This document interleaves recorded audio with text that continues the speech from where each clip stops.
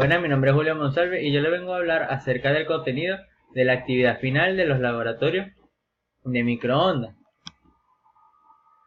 Comenzaremos hablando de la práctica 1, la cual es la interconexión y operación de las unidades transmisoras y receptoras del kit de laboratorio de microondas. Comenzaremos con el proceso de transmisión de información desde las etapas de banda base. Se denomina banda base al conjunto de señales que no sufren ningún proceso de modulación a la salida de la fuente que se las origina. Esto quiere decir que son señales que son transmitidas en su frecuencia original. Dichas señales se pueden codificar y esto da lugar a los códigos de banda base. Es utilizada para cortas distancias debido a su bajo costo, pero el módem no efectúa modulación alguna, sino que la codifica. La frecuencia intermedia es la frecuencia en la cual está dado por los aparatos de radio que emplean el principio super heterodino. Esto se obtiene de la mezcla de la señal sintonizada en antena con una frecuencia variable generada localmente en el propio aparato, mediante un oscilador local y que guarda con ella una diferencia constante. La etapa de RF o frecuencia de microondas. Se denomina microondas a las ondas electromagnéticas, generalmente entre 300 MHz y 30 GHz, que supone un periodo de oscilación de 3 nanosegundos a 33 picosegundos, y una longitud de onda en el rango de 1 metro a 10 milímetros. La propagación en el espacio libre se refiere a la propagación de ondas electromagnéticas que, aunque el espacio libre realmente implica en el vacío, con frecuencia la propagación por la atmósfera terrestre se llama propagación por el espacio libre y se puede considerar siempre de esta forma. En cuanto a la propagación a guías de onda, en el vacío y en medios ilimitados, las soluciones de las ecuaciones de Maxwell son ondas electromagnéticas transversales. Esto quiere decir que los campos E y H son perpendiculares a la dirección de propagación. Continuaremos con la práctica número 2, la cual es llamada medida de frecuencia y longitud de onda. Una guía de onda es cualquier estructura física que guía ondas electromagnéticas. Además, es un tubo conductor a través del cual se transmite la energía en la forma de ondas electromagnéticas, y este tubo actúa como un contenedor que confina las ondas en un espacio cerrado. La diferencia con la línea de transmisión en altas frecuencias es que la línea de transmisión y los cables coaxiales presentan atenuaciones muy elevadas. Son imprácticos para aplicaciones de bajo consumo de potencia, además de que la transmisión de señales por guías de onda reduce la disipación de energía, producen poca atenuación y consisten en tubos de un material conductor de sección rectangular, circular o elíptica, en los cuales la dirección de la energía electromagnética debe ser principalmente conducida a lo largo de la guía y limitada en sus fronteras. Ahora bien, la propagación, los campos electromagnéticos son propagados a través de una guía de onda por medio de reflexiones en sus paredes internas, que son consideradas perfectamente conductoras. La intensidad de los campos es máxima en el centro a lo largo de la dimensión X, y debe disminuir a cero al llegar a las paredes, porque la existencia de cualquier campo paralelo a las mismas en su superficie causaría una corriente infinita en un conductor perfecto. Las guías de ondas, por supuesto, no pueden transportarlas la RF de esta manera. Ahora, pasando un poco sobre los tipos de guías de onda, tenemos a las guías de onda rectangular, las cuales son aquellas cuya sección transversal es rectangular, las guías de onda de haz, que están constituidas por una sucesión de lentes o espejos capaz de guiar una onda electromagnética, la guía de onda tabicada, la cual es formada por dos cilindros metálicos coaxiales unidos en toda su longitud, o un tabique radial metálico. Además de esto, tenemos a la guía de onda canalada, la cual es una guía de onda rectangular que incluye resaltes conductores interiores a lo largo de una de cada una de las paredes de mayor dimensión. Continuamos con la guía de onda cargada periódicamente, la cual es una guía de onda en la que la propagación viene determinada por las variaciones regularmente espaciadas de las propiedades del medio, de las dimensiones del medio o de las superficies del contorno. Y como último tenemos a la guía de onda dieléctrica, la cual es formada íntegramente por uno o varios materiales dieléctricos, sin ninguna pared conductora. La medida de frecuencia es una de las más básicas, puesto que la frecuencia es una cantidad fundamental y su conocimiento es a menudo importante porque depende solamente de las propiedades de la fuente de señal y es constante en un sistema de transmisión de datos. La longitud de onda, por otra parte, es la distancia existente entre dos crestas o valles consecutivas. La longitud de onda describe cuán larga es la onda. la onda de agua en el océano, las ondas de aire y las ondas de radiación electromagnética tienen longitudes de onda. La práctica número 3 en medidas de potencia y atenuación. Cuando estudiamos la física en la escuela aprendemos que cada magnitud se expresa en determinadas unidades. Por ejemplo, la velocidad podemos expresarla bien en metros sobre segundo, en kilómetros por hora.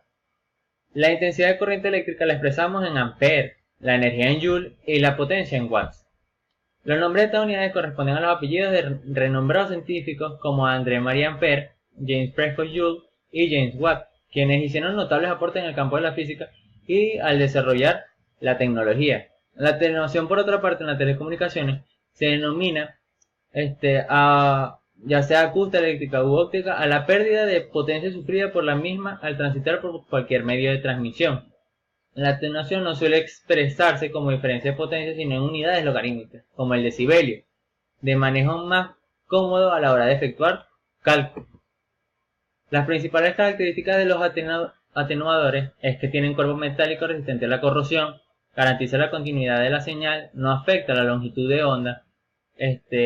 Los niveles de atenuación se entiende de 1 decibelio hasta 40 decibelios aproximadamente, y la confiabilidad de pérdidas es mínima de conexión. Además de que corrige la intensidad de la señal. En los tipos de atenuadores están tanto los fijos como los variables. En los fijos, estos tienen valores fijos entre 1 y 30 decibelios. Garantizan un excelente rendimiento al posibilitar la utilización de fibra de diseño especial supresor de modo de revestimiento. En cuanto a los atenuadores variables, es un dispositivo diseñado para atenuar una intensidad o un nivel de señal de entrada, de manera controlada, para producir una señal óptica de salida con diversas intensidades de atenuación.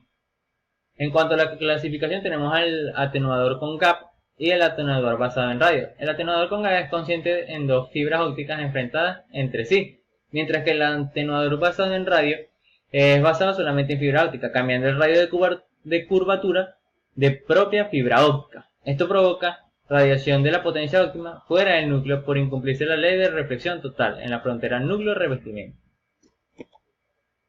Ahora bien, hablando sobre los acopladores y divisores de señal. El acoplador direccional son dispositivos pasivos usados en el campo de la radio y de la radiotecnología. Estos dispositivos acoplan parte de la potencia transmitida a través de una línea de transmisión hacia otro puerto, a menudo usando dos líneas de transmisión, dispuestas lo suficientemente cerca para que la energía que circula por una de las líneas se acople a la otra. En la línea de transmisión del acoplador, básicamente es un acoplador, tiene 4 puertos: entrada, salida, acoplado y aislado. El término línea principal se refiere a la línea entre los puertos 1 y 2. En algunos acopladores direccionales la línea principal está diseñada para operar en alta potencia, mientras que en el puerto acoplado puede usar un conector pequeño SMA. A menudo el puerto aislado está conectado a una carga adaptada interna o externa. Las medidas de VSWR y de impedancia. VSWR se refiere especialmente al comportamiento del voltaje en un fenómeno de onda estacionaria entre una línea de transmisión y su carga al extremo. Su definición en español es la relación de onda estacionaria, y está implícito que se trata de la relación entre el voltaje máximo y el voltaje mínimo existente. En cuanto a la guía de onda ranurada, es una guía de onda en la cual se emplea como antena para aplicaciones de radar en frecuencia de microondas. Antes de que se introdujese en radares superficiales de búsqueda, estos sistemas empleaban reflectores parabólicos. La carga sobre el VSWR, la impedancia de carga sí influye sobre el VSWR, la cual la impedancia de la carga es igual a la impedancia característica de la línea. Toda la energía es absorbida en la carga, y si este es diferente se produce en el fenómeno de reflexión, y si el VSWR es demasiado alto se pueden quemar los circuitos internos. Para garantizarse la instalación de una guía de onda deben ser manejadas con cautelas para evitar daños y torceduras que puedan causar degradación en la transmisión. Las guías deben ser aseguradas a la superficie con los kits de soporte a cada metro y en caso de ser instalados en zonas donde los rayos son frecuentes. Además de esto se debe instalar un aterramiento adecuado aproximadamente de 30 metros. Cuando se usa guías de onda elíptica se deben presurizar con aire seco o nitrógeno para evitar la humedad por condensación dentro de la guía. Como conclusión de estos conceptos en los laboratorios, es muy importante saber todas las bases teóricas a la hora de realizar cualquier actividad presentada en el laboratorio para así poder sacarle el mayor provecho o mayor ventaja al aprendizaje a la hora de hacer cualquier experimento. También cabe destacarse que depende mucho del alumno de saber la parte teórica, debido a que con ella se facilita la manera en la que uno pueda ver con otras perspectivas la experiencia. Por esta razón es de vital importancia saber tanto la base teórica a la hora de realizar las prácticas en los laboratorios de microondas o de otras materias. Y esta materia me ha enseñado mucho eso, sobre todo la parte teórica, que es fundamental para poder saber más acerca de las microondas y lo extenso de los temas que esta abarca. Muchas gracias por su atención y espero que les haya gustado la información.